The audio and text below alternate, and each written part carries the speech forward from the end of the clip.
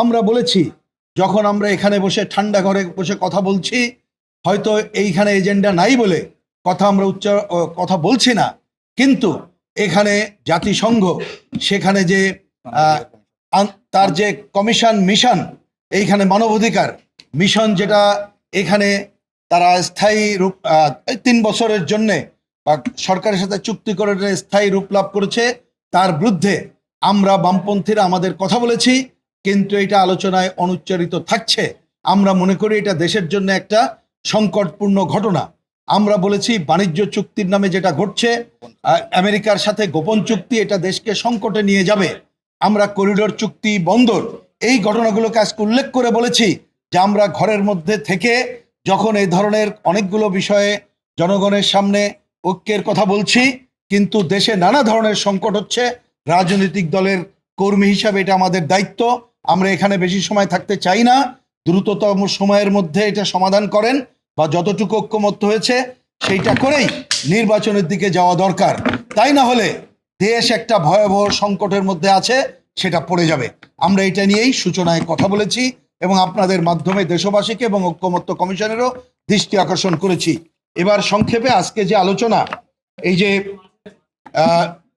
তত্ত্বাবধায়ক সরকারের আজকে অনেকগুলো প্রস্তাব ওনারা কনসোলিডেটেড প্রস্তাব এনেছেন, আমরা ধন্যবাদ জানিয়ে কয়েকটি কথা বলেছি, সেটা তুলে ধরতে চাই। প্রথমে আমরা বলেছি মনে রাখা দরকার, এই যে সরকারের কথা বলছি এর সময় কম, ভালো নির্বাচন করবে, নির্বাচন কমিশনকে সহায়তা করবে, কোনো রাজনৈতিক দল থাকলে যেমন হস্তক্ষেপ করবে না। আমরা এই জন্য আমাদের প্রথম মত, এই সরকারের নাম হওয়া উচিত নির্বাচনকালীন নির্দলীয় নিরপেক্ষ তদারকি সরকার। এইটা আমাদের আজকেও আমরা বলেছি। আমরা একইভাবে বলেছি এইখানে এই সরকার তৈরি করা বা সার্চ করার জন্য যে সময়টা নেওয়া হয়েছে এটা বিবেচনা করা দরকার, 30 দিন না 15 দিন, এটা একটু টাইম কমানো দরকার বলে আমরা মনে করি। আমরা এখানে মেয়াদ যে কমিটির কথা ওনারা বলেছেন যে 7 জন, আমরা বলেছি এটা কমিয়ে নিয়ে আনা দরকার। আমরা এই সরকারের মেয়াদ 90 দিনের পক্ষে।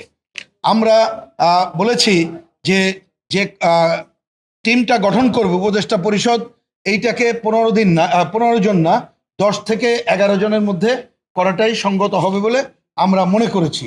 আমরা একই সাথে বলেছি যে আমাদের দিক থেকে যে একটা শেষ অপশন থাকা দরকার, সেইটা আমরা বিচারপতিদের মধ্য থেকে করব না রাষ্ট্রপতিকে করব, সেটা আলাপ আলোচনার ভিত্তিতে ঠিক করা দরকার।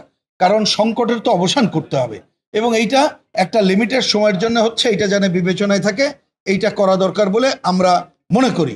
আমরা এটা বলেছি যে এইখানে যখন বিভিন্ন মতের সাথে আলোচনা জন্য বলা হচ্ছে, সেক্ষেত্রে ক্রিয়াশীল রাজনৈতিক দলগুলোর সাথে বা তাদের পরামর্শ কিভাবে নেওয়া যায় সেইটাও আলোচনা করে এটা নেওয়া দরকার।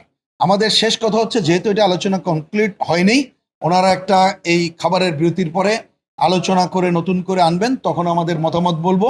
কিন্তু আমরা ওই কথাটাই আবার রিপিট করছি যে আমাদের এই কালক্ষেপণ এইসব আলোচনায় বেশি সময় করা দরকার না, দ্রুততম সময় যতটুকু ঐক্যমত্য হয়েছি সেইটাকে ধরেই আমাদের এই জাতীয় সনদ বা আমাদের ঐক্যবদ্ধ কার্যক্রম শুরু করা দরকার এবং সকলের কাছে গ্রহণযোগ্য নির্বাচনের কাছে যাওয়া দরকার।